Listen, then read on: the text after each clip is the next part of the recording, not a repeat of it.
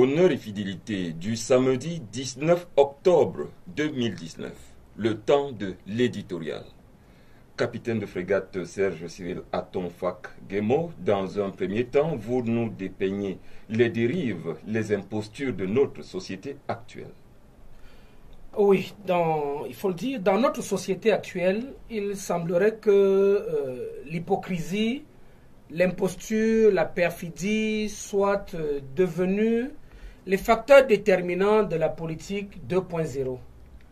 Ainsi, et par le biais de tous les supports de communication disponibles, tel déclare combattre le terrorisme qu'il finance pourtant, tel autre prône la liberté d'entreprendre, qui promeut un diktat financier monopolistique, tel autre encore se proclame gardien de la morale qui encourage la perversité.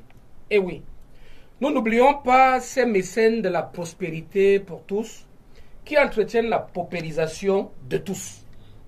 Ces pseudo-apôtres de la liberté d'expression, véritables turiféraires pourtant de la pensée unique.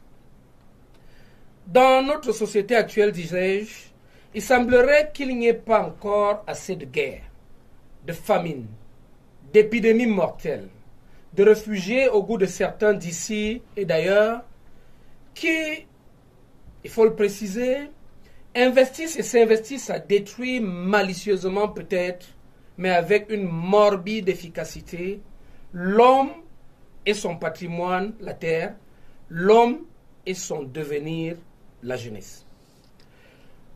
Autant sans vergogne la terre est mise à sac en dessus et en dessous, ravagée, défigurée et empoisonnée pour des siècles, autant la descendance humaine est violée, violentée, pourquoi pas, tourmentée, déboussolée et poussée au suicide par de sordides esprits, de prétendus émancipateurs aux méthodes esclavagistes, de vrais génocidaires, sous des oripeaux d'un philanthropisme constricteur, avec I.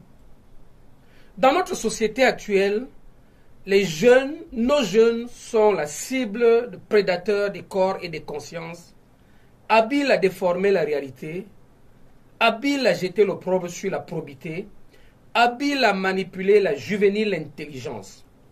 L'assouvissement des attentes légitimes ne s'inscrit plus dans la lucidité de la persévérance, mais dans la confusion de l'immédiateté. À coup de slogans trompeurs, les jeunes sont asservis, réduits à construire un avenir de décombres, initiés au dédain du séculaire, formés à la haine de l'autre, et la liste des dérives est loin, très loin d'être close. Commandant, ce tableau est des plus sombres, et pourtant, vous dites et même vous soutenez qu'après s'être laissé prendre au dépourvu, après s'être brûlé les doigts dans la poursuite de chimères qu'on leur promettait, la jeunesse camerounaise s'est promis qu'on ne l'y reprendrait plus. Je suis un optimiste convaincu. Restons optimistes.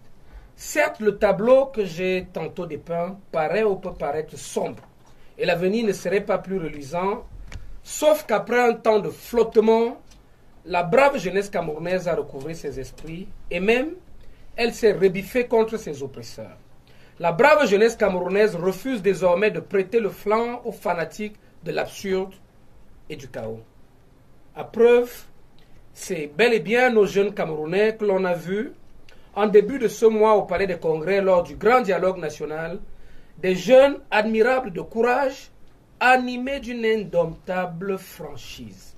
Jurant de renoncer à jamais à la violence aveugle, c'est bel et bien nos jeunes qui se sont publiquement et solennellement engagés à reprendre le chemin de la légalité, du patriotisme, de la fraternité et de la solidarité. Il convient de signaler ici que leur exemple fait tache d'huile.